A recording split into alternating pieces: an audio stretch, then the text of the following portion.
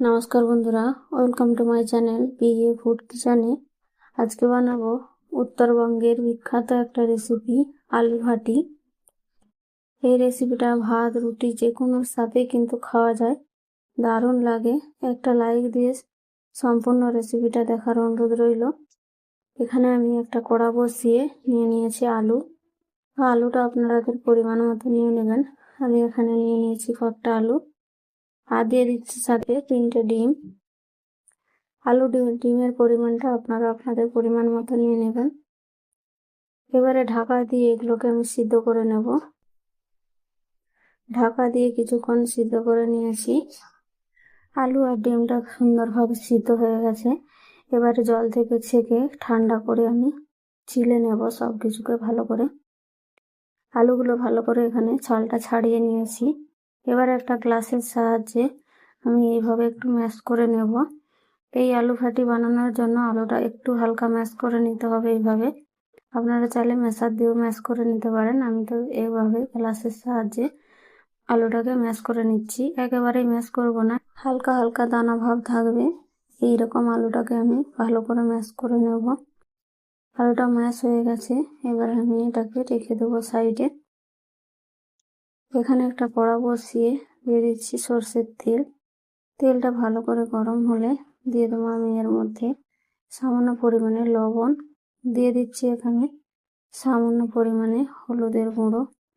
এবারে আমি ডিমগুলোকে ভেজে নেব।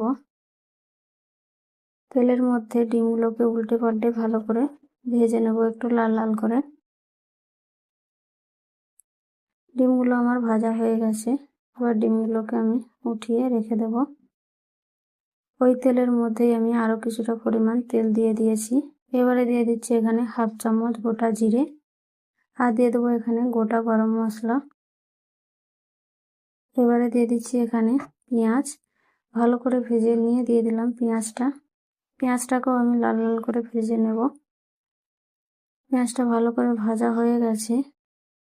এবারে আমি এর মধ্যে দিয়ে দেবো আদা রসুনের পেস্ট। এখানে আমি 2 চামচ আদা রসুনের পেস্ট দিয়ে দিয়েছি।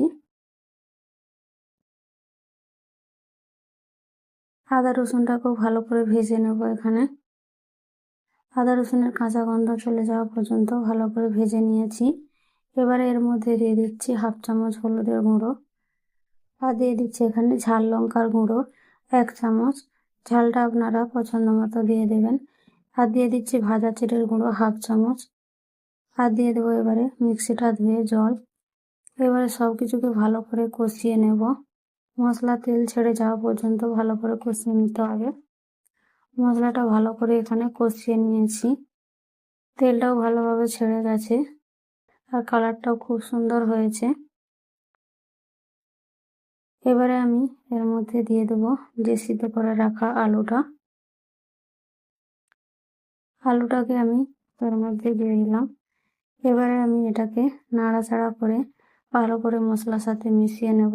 দিয়ে দিচ্ছি এখানে পরিমাণ মতো লবণ। লবণটা এখানে অবশ্যই দিয়ে দিতে হবে।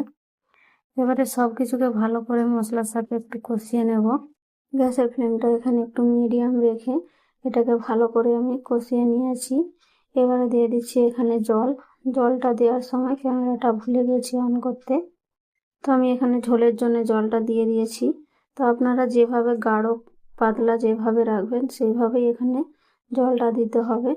আমি এখানে জলটা দিয়ে ভালোভাবে এটাকে মিশিয়ে নিচ্ছি। এবার এটাকে ফুটতে দেব। গ্যাসের ফ্লেমটা হাই করে দিয়েছি। এবারে এটাকে ফুটতে দেব। গ্যাসের ফ্লেমটা হাই করে ফুটিয়ে নিয়েছি। এটাকে একটু মাঝে মাঝে নাড়াচাড়া করতে হবে, তা না হলে নিচে বসে যাবে। এবারে এর মধ্যে দিয়ে দেবো আমি কয়েকটা কাঁচা লঙ্কা। 3টে কাঁচা লঙ্কা আমি কেটে দিয়েছি। আর দিয়েছি এখানে 2টো মিডিয়াম সাইজের টমেটো কুচি। আর দিয়ে দেবো সাথে ডিমগুলো। এবারে সব কিছুকে মিশিয়ে নিয়ে এটাকে আরও আমি 5 থেকে 6 মিনিট মতো লো ফ্লেমে এটাকে রান্না করে নেব। তো গ্যাসের ফ্লেমটা বাড়িয়ে দিলে কিন্তু নিচে বসে যাবে।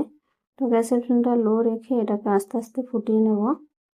গ্যাসের ফ্লেমটা লো রেখে আমি 5 মিনিট মতো এইভাবে রেখে দিয়েছিলাম। মাঝে মাঝে একবার নেড়ে চেড়ে দিয়েছি।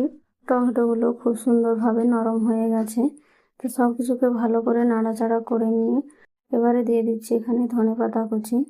ধনেপাতা কুচি দিয়ে আরও আমি 1 মিনিট মতো এইভাবে নাড়াচাড়া করে রান্না করে নেব।